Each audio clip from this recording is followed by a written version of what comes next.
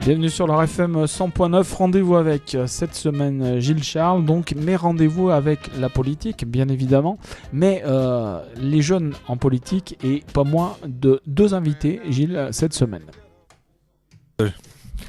Alors oui, ce soir c'est une nouveauté puisqu'on est déjà au 6e numéro et nous avons 2 invités. Alors on a beaucoup entendu parler de l'UMPS, j'ai décidé de les inviter. D'un côté pour le PS et pour les jeunes socialistes, nous avons Jonathan Motte qui est animateur fédéral. Et de l'autre côté, à ma gauche, à la table, Florent Tolo qui est responsable départemental des jeunes républicains. Alors la question, je vais commencer par Jonathan, c'est quoi être socialiste aujourd'hui ? Alors être socialiste, c'est une grande question. Je pense que ça n'a pas beaucoup évolué. Il y en a qui disent que ça a évolué, qu'il faut moderniser notre discours, le pragmatiser. Moi, je pense que ça ne veut pas dire grand-chose. Je pense que la modernité, justement, c'est de respecter ses engagements. Et respecter ses engagements, c'est respecter les engagements de 2012, c'est-à-dire lutter contre la pauvreté, lutter contre l'exclusion sociale, le racisme, l'antisémitisme. C'est se battre pour les droits des salariés, leurs conditions de vie, de travail, pour une société du temps libéré. Et je pense qu'il faut être socialiste, c'est placer la vie de l'être humain avant toute autre chose, toute autre spéculation financière étrange. Et donc voilà. Florent, vous, être républicain, c'est quoi en 2015 ? Alors, être républicain, c'est de défendre certaines valeurs, c'est de défendre certaines idées, comme la liberté d'entreprendre. C'est de choisir un autre avenir que celui que nous propose François Hollande. Quand on voit le chômage qui explose, quand on voit toutes les promesses qu'il enterre, c'est de choisir justement un autre avenir et de le construire ensemble. Et justement, pour démarrer cette émission, on va essayer d'un peu de vous connaître durant cette demi-heure. Florent, vous aviez la parole. Vous venez d'où ? Vous faites quoi ? Vous êtes qui ? Alors, je viens de finir mes études dans le développement économique. J'ai 25 ans, j'habite à Saint-Étienne. Pour le moment, en fait, je suis dans le cadre d'une mission intérimaire avant de trouver dans ma voie. Je suis adhérent à l'UMP depuis 2009, qui est devenu les Républicains. Et au final, je suis devenu au fur et à mesure référent UMP Campus et ensuite responsable des jeunes républicains de la Loire. Et pour l'instant, vous n'avez aucun mandat ? Celui d'être colistier de Gaël Perdriau pour les élections municipales de 2014. Et vous étiez en quelle position ? 53e position. D'accord. Jonathan Motte, on vous connaît un petit peu aussi. Vous êtes qui exactement ? Alors, je suis donc ouvrier boulanger. Donc, j'ai fini mon contrat d'apprentissage fin août. Pour l'instant, je suis à la recherche d'un travail d'ouvrier boulanger. Voilà, donc je suis socialiste. Vous êtes en recherche d'emploi ? Comment ça se passe ? Voilà, tout à fait. Je suis en recherche d'emploi. Et comme vous êtes boulanger, vous êtes spécialiste en quoi ? Pain au chocolat, croissant, flûte ? Comme Jean-François Copé, je crois, en pain au chocolat. Non, sinon, voilà, j'habite Saint-Étienne, je suis né à Saint-Étienne. Et donc moi, j'ai jamais été ni même élu ou quoi que ce soit au colistier. Et voilà, donc moi, je m'occupe des jeunes socialistes. Donc j'anime la fédération de la Loire. 2 jeunes personnes qui ont plein d'avenir, donc. Florent, comment êtes-vous rentré en politique ? Ça s'est passé comment ? Pourquoi ce choix de faire de la politique ? Alors, j'ai été sensibilisé à la chose publique avec ce que j'ai vu à la télévision lors des émeutes de banlieue de 2005. Et là, j'ai commencé à prendre conscience qu'il fallait s'intéresser à la politique. Et la personne que je voyais le plus à l'époque à la télévision, c'est Nicolas Sarkozy. Donc, je me suis intéressé à ce qu'il faisait, à son bilan, etc. Et puis, j'ai vu que c'était pas le monsieur sécurité, que c'était plutôt le monsieur multicarte et qu'il y avait beaucoup de choses à proposer à la France. Et donc, du coup, après, je l'ai suivi en tant que sympathisant en 2007 lors de la présidentielle. Et puis, ça s'est concrétisé par l'adhésion à l'UMP en 2009. Même question, Jonathan. Pourquoi être rentré en politique ? Alors moi, c'est pas pendant les émeutes. Je dirais pas Monsieur Multicard, je dirais plutôt Monsieur Karcher. Donc moi, mon engagement politique, il est né après 2010, donc après la réforme sur les retraites du gouvernement Fillon. Mais sinon, j'ai commencé à m'intéresser à la politique en 2007, pendant les élections présidentielles. Donc à l'époque, moi, je soutenais personne, j'avais 13 ans, donc c'était un peu trop jeune. Et c'est vrai que Ségolène Royal a porté un bon discours. Et ensuite, j'ai complètement adhéré au projet et à la priorité jeunesse de François Hollande, parce qu'il portait un discours pour la jeunesse et pour les jeunes, pour tous les jeunes. Et donc, voilà, j'ai décidé d'adhérer. À la base, je voulais des renseignements sur les jeunes socialistes, donc c'était pendant les présidentielles. Et c'est Mehdi Dardoury, donc l'animateur fédéral de l'époque, qui m'a finalement bien embrigadé chez les jeunes socialistes. Donc j'ai adhéré en avril 2012. Et voilà, après j'ai été coordinateur des actions sur Saint-Étienne, j'ai été secrétaire général des Jeunes Socialistes de la Loire, et depuis septembre 2014, je suis animateur fédéral. Et là, tout de suite, il y a une question qui me vient à l'esprit pour vous deux. Comment on devient responsable? C'est à force d'évoluer ou c'est parce qu'on en veut plus que les autres? Les deux. Je crois qu'on a la confiance des élus, on a la confiance des cadres, on a la confiance des militants. Et au fur et à mesure, on s'engage, on participe à beaucoup d'actions et au bout d'un moment, en fait, un leader devient naturel. Moi, je pense aussi que, c'est pas une question de confiance. Chez nous, c'est pas comme ça que ça fonctionne, puisque nous sommes autonomes du Parti socialiste. Mais c'est à force d'être sur le terrain, à force de débattre, de faire en sorte que nos valeurs triomphent. Et on s'investit dans le MJS, on participe aux assemblées générales, on propose des choses, et au fur et à mesure, on obtient la confiance de nos camarades.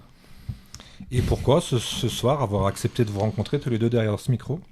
C'est toujours un plaisir d'échanger ses idées, de les confronter, de n'être pas d'accord, mais toujours de débattre dans le respect. Ouais, je suis d'accord aussi, et puis je pense qu'on a la chance d'être en démocratie, et on a un droit à l'échange, et donc nous exerçons ce droit à l'échange. Alors vous le savez, dans quelques semaines, il y aura les élections régionales. Vous deux qui avez la jeunesse devant vous, qu'attendez-vous de cette nouvelle super grande région? Qu'elle reste à gauche. Parce que nous avons un bilan, depuis 2004 nous sommes à la région. Le nombre par exemple d'apprentis passé en 2004 il était à 32 000, aujourd'hui il est à 40 000, donc c'est 25% d'augmentation. Le budget de l'apprentissage il était de 72 millions en 2004, aujourd'hui il est de 192 millions. On a la chance d'avoir un président de région, une équipe de région qui fait confiance à la jeunesse. Ils ont créé la carte Emerald, ce qui permet à tous les lycéens d'avoir des livres scolaires gratuitement, d'accéder au cinéma, à la culture, d'avoir la possibilité de faire un sport quasiment gratuitement, puisque la région prend en charge, grâce à la carte Emerald, une grande partie de la cotisation au club sportif. Voilà, pour l'université, la région investit pour les jeunes, et je reprendrai juste la phrase de Jean-Jacques Kéran qui avait dit « La jeunesse est au cœur de mon engagement ».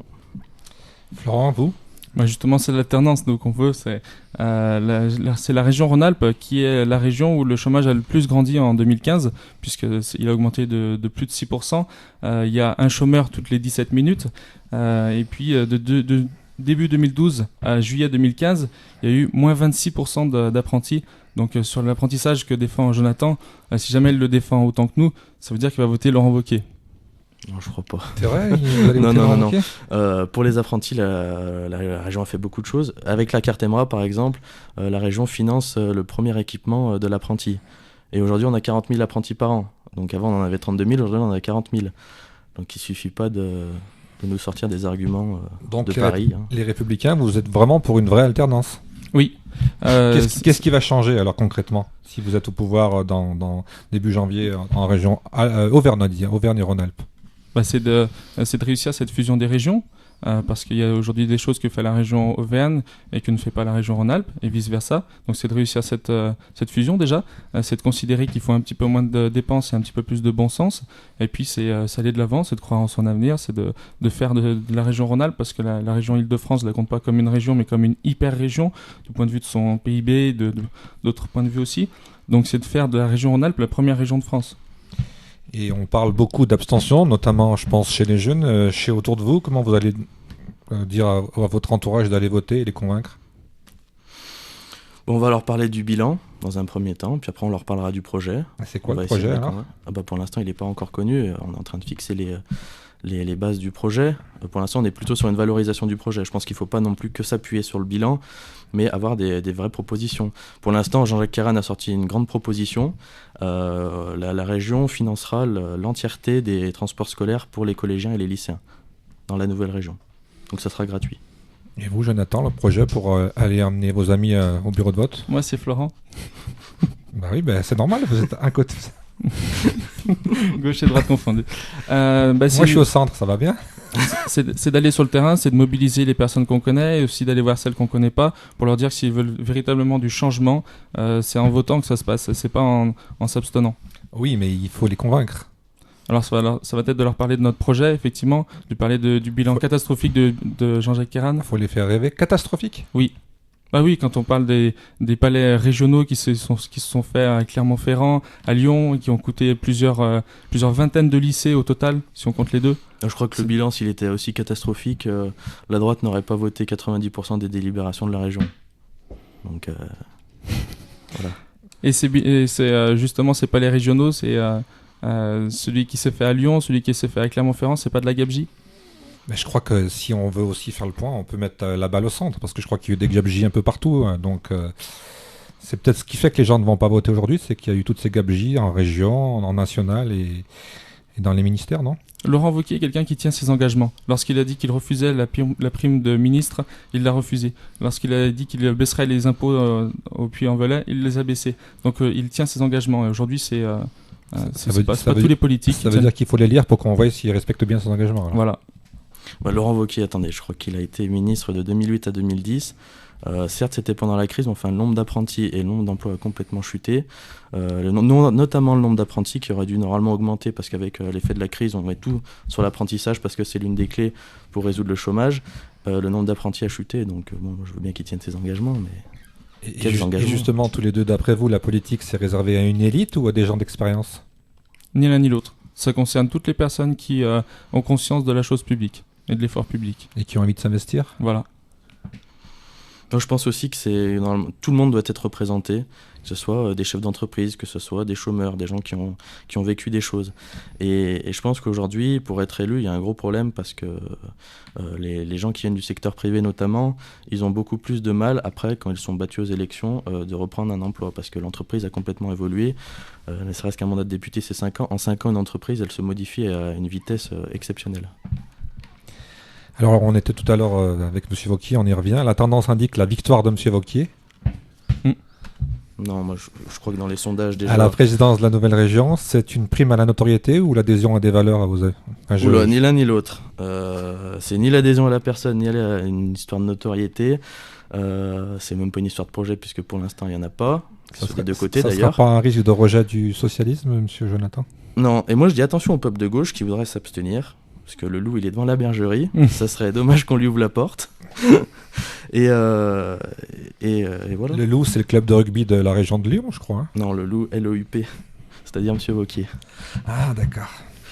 Moi, je crois au contraire que les gens ont envie de faire confiance à Laurent Wauquiez. Laurent Wauquiez est quelqu'un qui plaît. Alors, bien sûr, il a une notoriété, mais c'est surtout quelqu'un qui tient ses engagements. Et si on a envie de faire de la région Rhône-Alpes cette belle région, de lui redonner ses lettres de noblesse, il faut... Faut pas oublier l'Auvergne. Hein.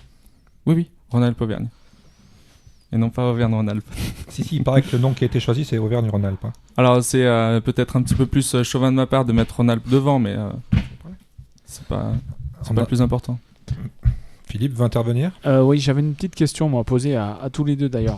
Finalement, ces élections, c'est dans 2 mois, hein, en gros. Enfin, même pas dans un mois, c'est dans un mois. C'est le 6 et 13 décembre. C'est le 6 et le 13 décembre, donc oui, on est le 5 novembre, donc c'est dans un mois, pile poil. À si peu finalement du scrutin, dire que pour l'instant, il n'y a pas de projet d'un côté et de l'autre, est-ce qu'on ne va pas favoriser le vote FN, quoi? Appelons un chat un chat. Alors, le projet, en fait, il est en construction, mais il n'est pas encore rendu public. C'est la même chose pour le Front National. Donc, que les gens ont envie de voter pour le Front National alors qu'il n'est même pas sorti pour eux. Bien sûr. Non, mais ce que je veux dire, c'est qu'il y a quand même des... Enfin, je veux dire, surtout, bon, quand on y est, on défend un bilan, pas que, mais quand on n'y est pas, on a sans doute plein de propositions faut donner envie, quoi. Bien sûr. Mais moi, je sais que pour des élections, maintenant, j'ai envie qu'on me donne envie, quoi. Comme disait l'autre. Alors, les premières propositions sont déjà sorties. Il s'agit notamment du pacte apprenti-entreprise, du pacte de préférence régionale et du pacte défendre notre agriculture qui seront développés plus tard. Eh bien, écoutez, on va réfléchir à tout ça. On va faire une petite pause musicale. On va écouter James Blunt avec No Bravery. Et là, je l'ai bien dit en anglais, je pense.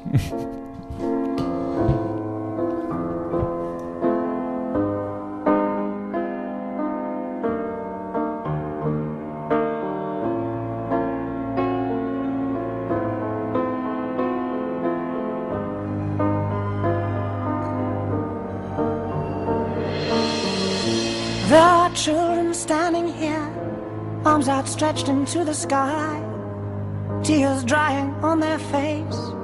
He has been here Brothers lie in shallow graves, fathers lost without a trace, a nation blind to their disgrace since he's been here. And I see no bravery, no bravery in your eyes anymore, only sadness. And I see no bravery, no bravery in your eyes anymore, only sadness, only sadness.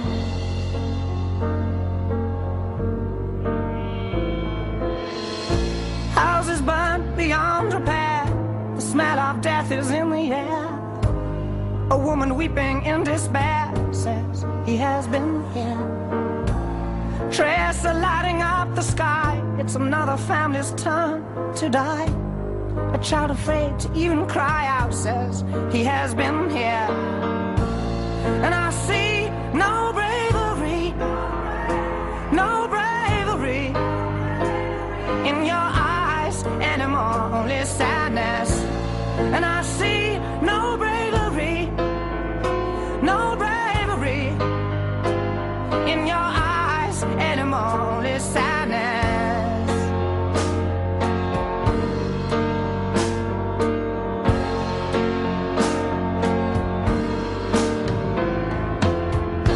There are children standing here, arms outstretched into the sky, but no one asks the question why he has been here. All men need to accept their fate, wives and daughters caught in raids. A generation drenched in hate says he has been here. And I see no bravery, no bravery in your eyes anymore, only sadness. And I see no bravery, no bravery in your eyes anymore.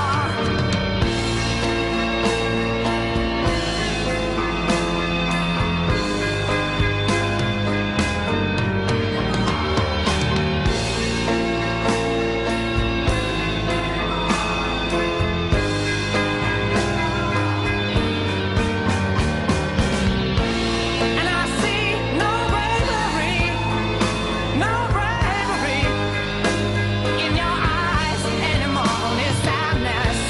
And I see no bravery, no bravery in your eyes anymore, only sadness, only sadness.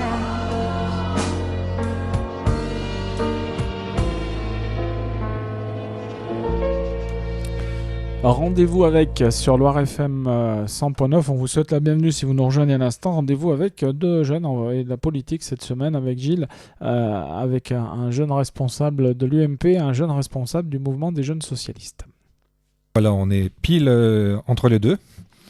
À ma gauche, donc, je recommence Florent. À ma droite, Jonathan. Jonathan, vous vouliez revenir sur un élément tout à l'heure. Tout à fait. Donc il y a une proposition de Laurent Wauquiez qui est sur la préférence régionale. Moi, je me posais une question, c'est que si toutes les régions appliquent cette préférence régionale, comment les entreprises de notre région vont pouvoir se diffuser dans tout le pays ? Alors, il y a des projets qui sont entre régions, il y a des projets qui sont vraiment nationaux. Et là, les entreprises peuvent se partager le marché avec notamment des réseaux d'entreprises pour justement segmenter tout ce qu'il y a à faire. Et puis les entreprises ont parfois différentes antennes, que ce soit dans la région Rhône-Alpes, etc. Donc des entreprises n'appartiennent pas forcément à une région. Ça vous va, Jonathan ? Moyennement, je trouve que c'est une vision économique un peu étriquée, mais bon. On sort un joker. On a fait une petite pause musicale il y a un instant avec James Blunt. Vous êtes donc jeunes tous les deux, il y en a un qui a 25 ans, l'autre qui a 21 ans. C'est quoi vos goûts musicaux ?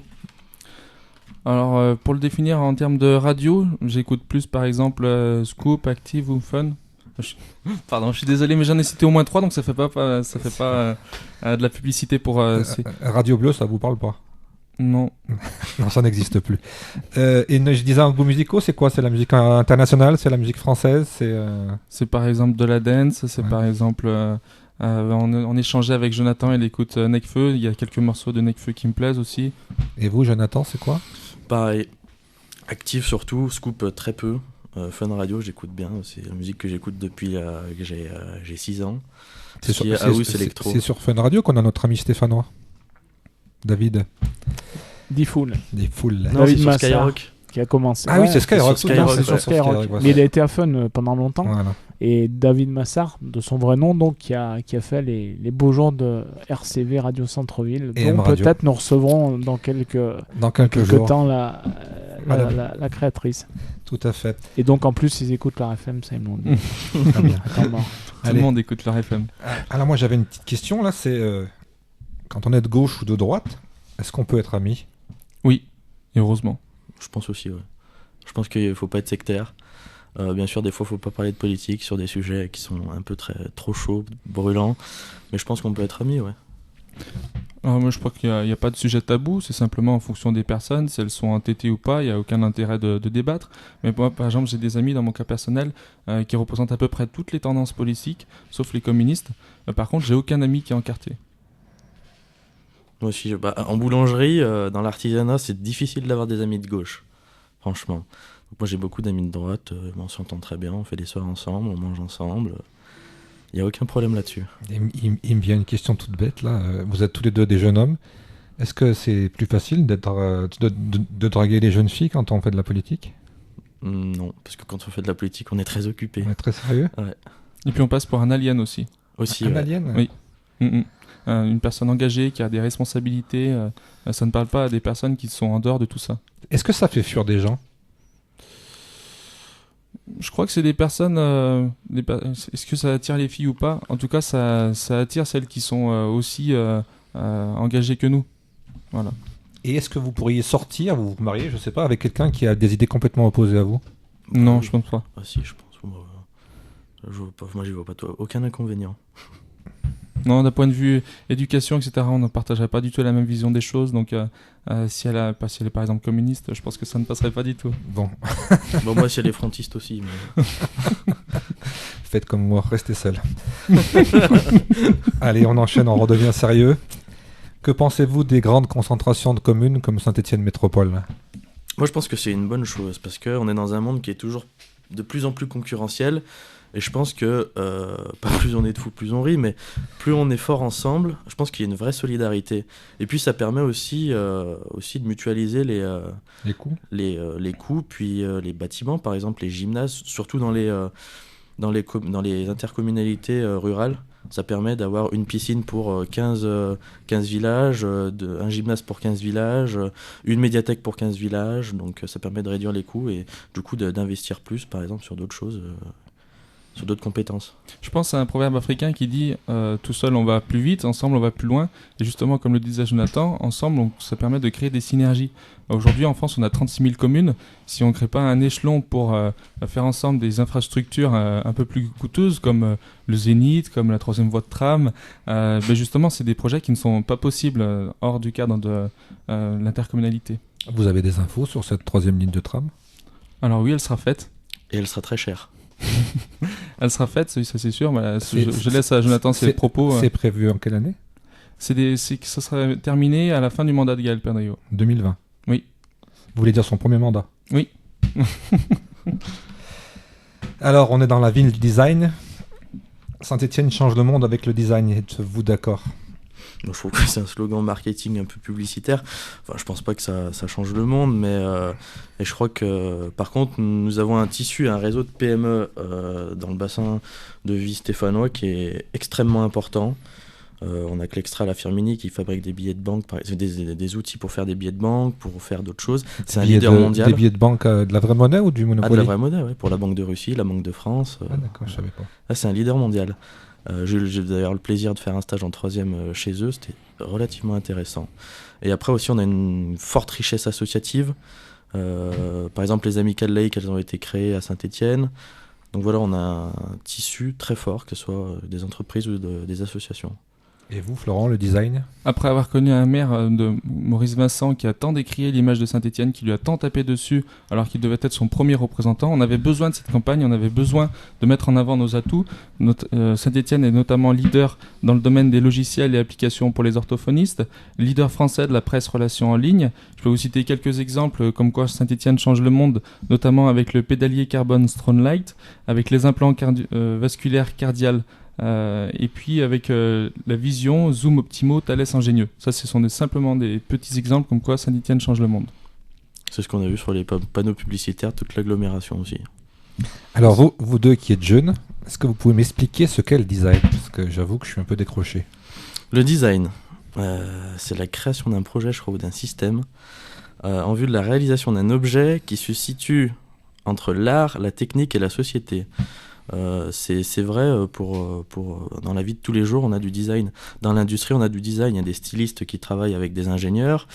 Et ça va avec tout. L'industrie, l'ingénierie, l'innovation, le marketing, enfin surtout le marketing.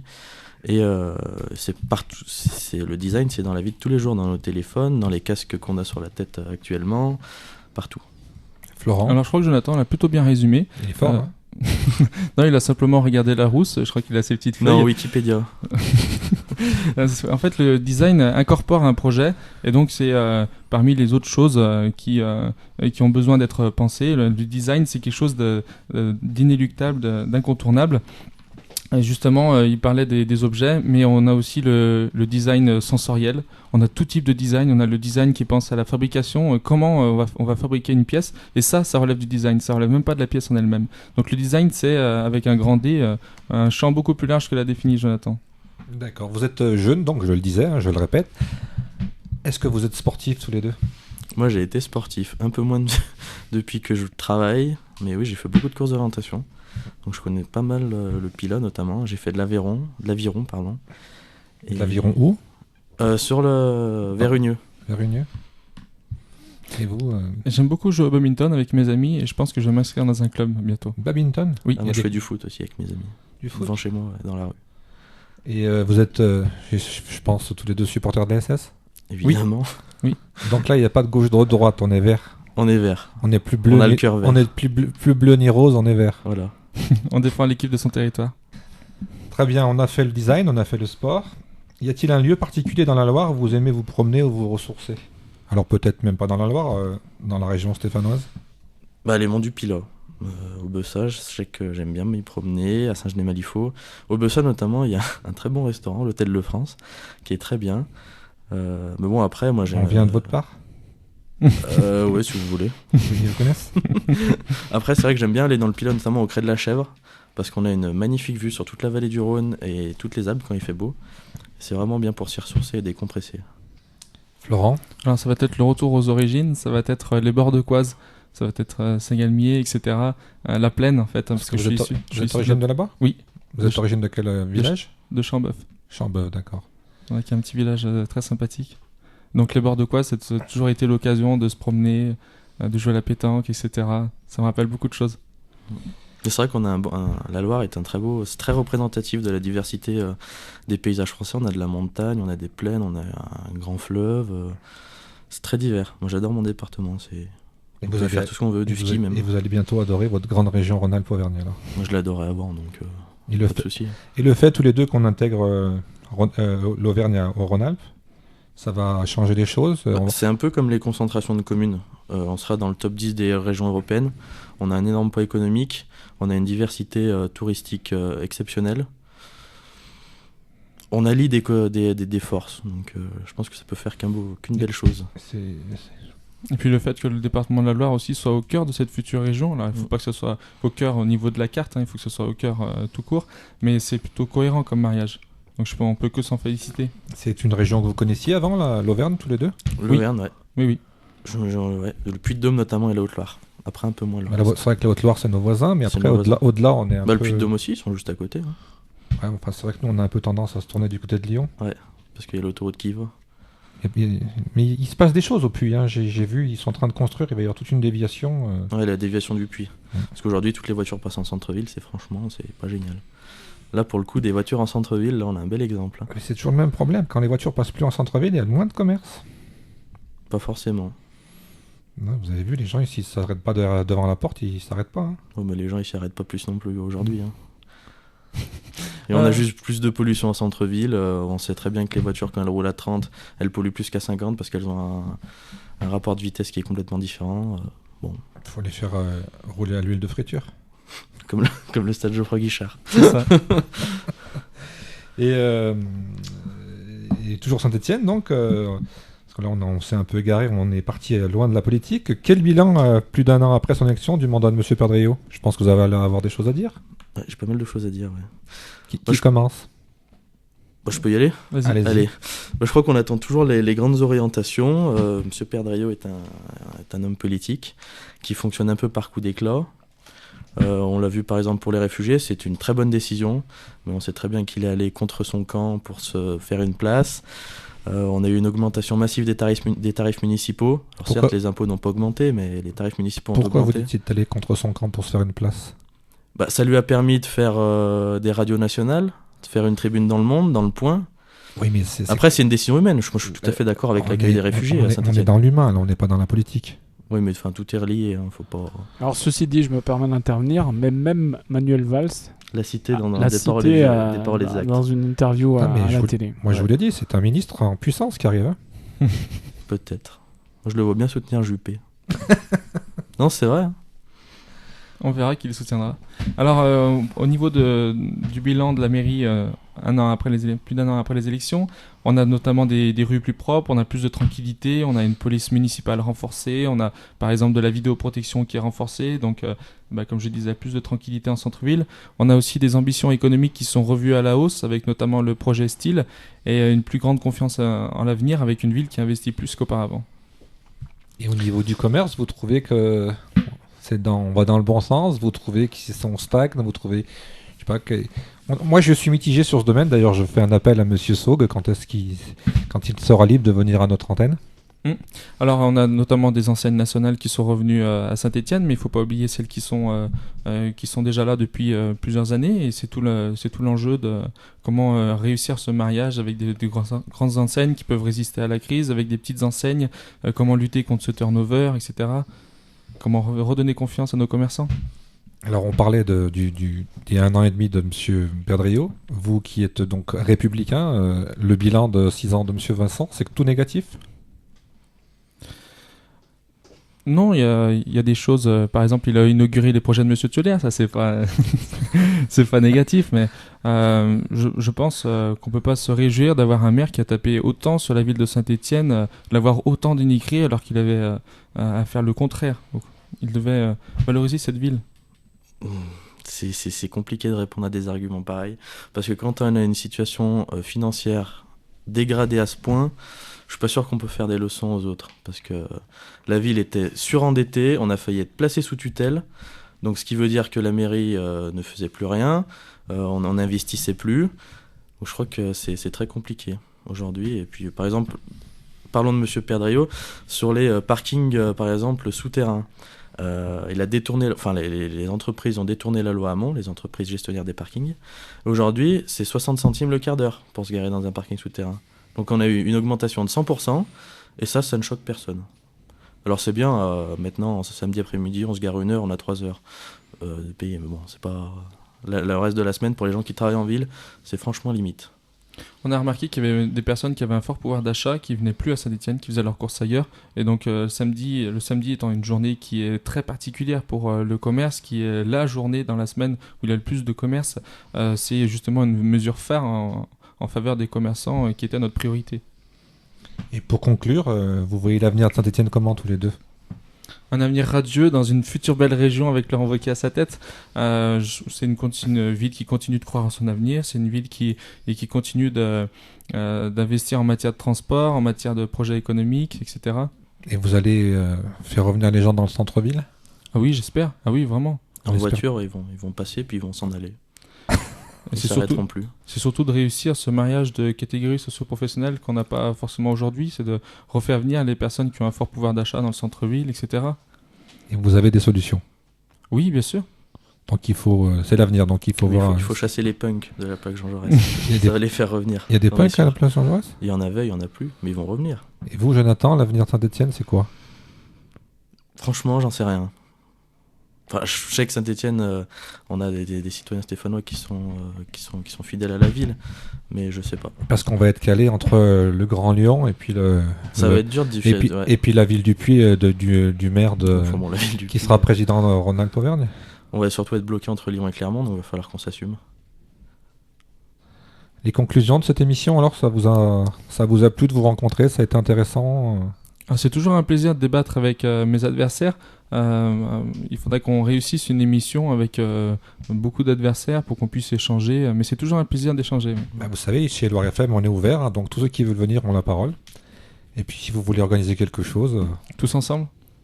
Il va peut-être nous manquer des chaises, mais on est là pour comprendre et pour apprendre et puis pour faire avancer. Hein. Merci beaucoup en tout cas de nous avoir reçus. Ouais, merci de votre invitation, Gilles. Merci beaucoup et puis au merci plaisir à Philippe tous les deux. aussi. Merci à vous. Where the danger's sure not real. Well, when he's out late at night, if he's got his head on right, well, I lay you 95, he's walking with steel. Brother man say he's afraid of gangsters, messing with people just for fun. He don't want to be next, he got a family to protect. So just last week he bought himself a gun. Everybody got a pistol, everybody got a 45. And the philosophy seems